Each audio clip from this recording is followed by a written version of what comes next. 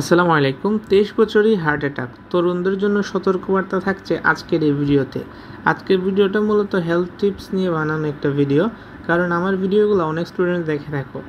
So শুধুমাত্র তো পড়াশোনা করলেই হবে না, সমস্ত কিছু নিয়ে এবং ভেবে এবং সব কিছুর প্রতি সচেতন থেকে জীবনে এগিয়ে যেতে হবে। তার সবচেয়ে বড়টা হচ্ছে তোমার স্বাস্থ্য। তোমার স্বাস্থ্য যদি ভালো না থাকে, আলটিমেটলি কোনো কিছু করে তুমি তোমার জীবনটাকে উপভোগ করতে পারবা না কিংবা ভালো থাকতে পারবা না। সো এটা হচ্ছে দ্য ডেইলি ক্যাম্পাসের নিউজ। এই নিউজটি আজকে আমি তোমাদেরকে পড়ে শোনাবো এবং একই সাথে দিক নির্দেশনা দিব, যেগুলো তোমাদেরকে মানতেই হবে। আলটিমেটলি এগুলো হচ্ছে একদম মাস্ট, মাস্ট বলা যায়। সুতরাং এগুলো তোমাদের মানতে হবে। সো প্রথমে ভিডিওটা না টেনে পুরোটা দেখবা এবং ভিডিওটা তোমার ফ্রেন্ডসদের কাছে শেয়ার করবা। ভিডিওটা আমি আশা করছি এই ভিডিওর মাধ্যমে অনেকেই উপকৃত হবা। সো আমরা দেরি না করে আমরা পড়ি কি লিখছে তারা। দেশের বিভিন্ন হাসপাতালে প্রায় দেখা যাচ্ছে 20 থেকে 30 বছর বয়সীদের হার্ট অ্যাটাক নিয়ে ভর্তি হওয়া। চিকিৎসকরা বলছেন অল্প বয়সে হৃদরোগে আক্রান্ত হওয়ার আশঙ্কাজনকভাবে বাড়ছে। অনেক সময় 22-23 বছরের তরুণরা গুরুতর কার্ডিয়াক অ্যারেস্ট নিয়ে আসছেন হাসপাতালে জরুরি বিভাগে।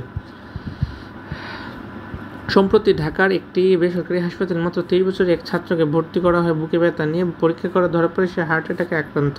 তার মা বাবা কিছুতে বিশ্বাস করতে পারছিলেন না, এত কম বয়সে এমন মারাত্মক অসুস্থতা কেন বাড়ছে হার্ট অ্যাটাক ঝুঁকি। সো প্রথমে আমাদেরকে কারণটা আইডেন্টিফাই করতে হবে যে কোন কারণে আমরা হার্ট অ্যাটাক করছি কিংবা আমাদের হার্ট অ্যাটাকের সম্ভাবনা বাড়ছে।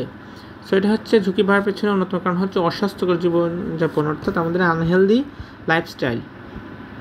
এর সবচেয়ে প্রথম, যারা ধূমপান এবং মাদকাসক্তিতে আসক্ত তাদের হার্ট অ্যাটাক হয়। তরুণদের মধ্যে ধূমপান ও কোকেন বা ইয়াবা বা গাঁজার মতো মাদকের ব্যবহার বাড়ছে। এগুলো সরাসরি হৃদযন্ত্রের রক্তনালীর ক্ষতি করে। সো তোমার পরিচিত কোনো বন্ধুবান্ধব যদি থেকে থাকে যে গাঁজা সেবন করে কিংবা মাদকে আসক্ত, ইনফ্যাক্ট সবচেয়ে কমন যে বিষয়টা সেটা হচ্ছে ধূমপান, সিগারেট যারা খায়, যদি তুমিও খেয়ে থাকো, তুমি এগুলো করা যাবে না।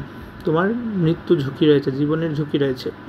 সো কোনো ফ্রেন্ড যদি গাঁজা সেবন করে থাকে কিংবা ধূমপানে আসক্ত হয়ে থাকে, তাদেরকে ভিডিওটা শেয়ার করে দিবে যেন তারা দেখতে পারে। ঘুমের অভাব, এটাও কিন্তু আমাদের মধ্যে পরিলক্ষিত। আমরা সারা রাত ফোন চালাই, দেন ফজরের সময় ঘুমাই, একদম ভোরে ঘুমাই, তারপর 12টা 1টা পর্যন্ত মানে লেটে ঘুমাই কিংবা রাত্রে যতক্ষণ যে টাইমটা আমাদের ঘুমানো উচিত, তুমি যদি স্পেশালি ডাক্তারদের পরামর্শ নাও, দেখবা আমাদের ঘুমানোর জন্য বেস্ট টাইম হচ্ছে কয়টা জানো? তোমরা যতটুকু আর্লি পারা যায়।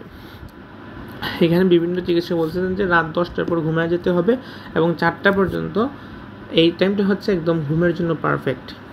এই 6 ঘন্টা কিংবা 7 ঘন্টা হচ্ছে আমরা এই টাইমে ঘুমাই না, একদমই না। সো মোবাইল ফোন স্ক্রিন, রাত জাগা এবং মানসিক চাপ, ঘুমের সমস্যা, হৃদরোগের ঝুঁকি বাড়ে। প্রক্রিয়াজাত খাবার ও জাঙ্ক ফুড, এটাতেও কিন্তু আমরা অভ্যস্ত। যেগুলা কারণ রয়েছে, যেগুলা কারণ এখানে বলা হচ্ছে প্রত্যেকটাতে কিন্তু তুমি নিজেই দেখবা যে তুমি এগুলাতে অভ্যস্ত। অতিরিক্ত চর্বি, লবণ ও চিনিযুক্ত ফাস্টফুডে অল্প বয়সী রক্তনালীতে চর্বি জমে। অলস জীবনযাপন এবং শরীরচর্চার অভাব, তোমরা সারাদিন ঘুমাচ্ছ এবং ফোন চালাচ্ছ। সো সেক্ষেত্রে যদি শারীরিক কার্যক্রম না থাকে, তোমার উচ্চ রক্তচাপ, ডায়াবেটিস ও ওবেসিটির ঝুঁকি বাড়ে। সো সেক্ষেত্রে আমি বলবো যে তোমরা ডেইলি রোদে বের হবো ভিটামিন ডি এর জন্য। রোদে থাকে হচ্ছে তোমার একদম ন্যাচারালি ভিটামিন ডি।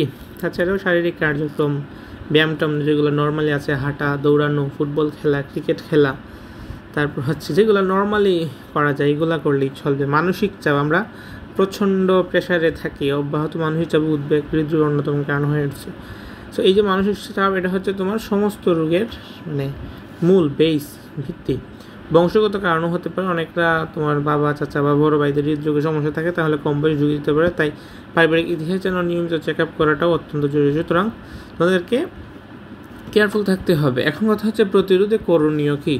আমি একটা হাইলাইটে বলছি। প্রথমে যেগুলা তোমার মধ্যে যে বৈশিষ্ট্যগুলো রয়েছে, যেগুলো এতক্ষণ আমি তোমাদেরকে দেখাইলাম, এগুলো পরিত্যাগ করতে হবে।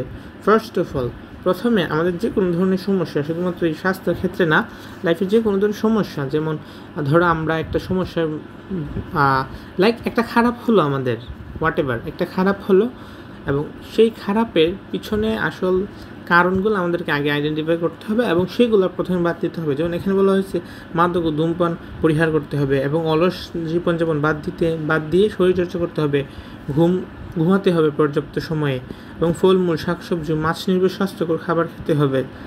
সবুজ শাকসবজি, চর্বিযুক্ত মাংস এগুলো থেকে যত সম্ভব দূরে থাকতে হবে। তুমি বিভিন্ন ট্রিট হিসেবে গরুর মাংস কিংবা চর্বিযুক্ত মাংস খাইতে পারো মাসে একবার, কিংবা মাঝে মধ্যে মানসিক চাপ কমাতে মেডিটেশন কিংবা সময় মতো বিশ্রাম নিতে হবে।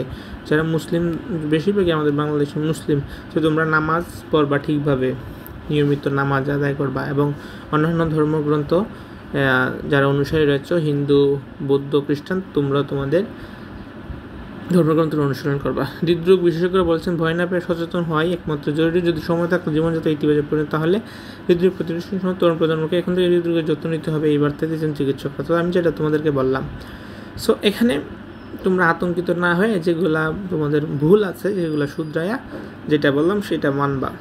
আজকের মতো পর্যন্ত ভিডিওটা ফ্রেন্ডসদের কাছে শেয়ার করবা, সাবস্ক্রাইব করবা। যারা এখন পর্যন্ত দেখছো তাদেরকে অসংখ্য ধন্যবাদ। ভিডিওতে একটা লাইক করো।